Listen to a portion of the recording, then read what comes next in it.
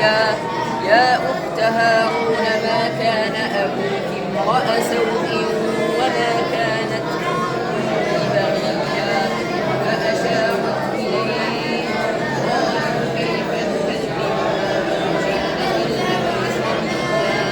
قال إني عبد الله آتاني الكتاب وجعلني نبيا وجعلني مباركا أينما كنت وأوصاني بالصلاة والزكاة ما دمت حيا وبرا بوالدتي ولم يجعلني جبارا شقيا.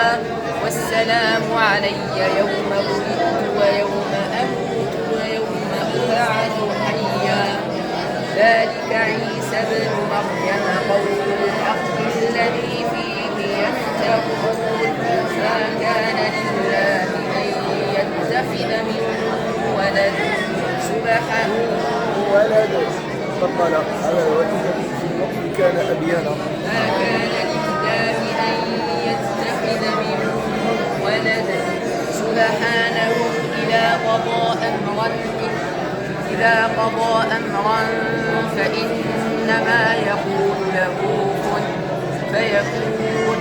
وأن الله ربي وربكم فاعبدوه هذا صراط مستقيم.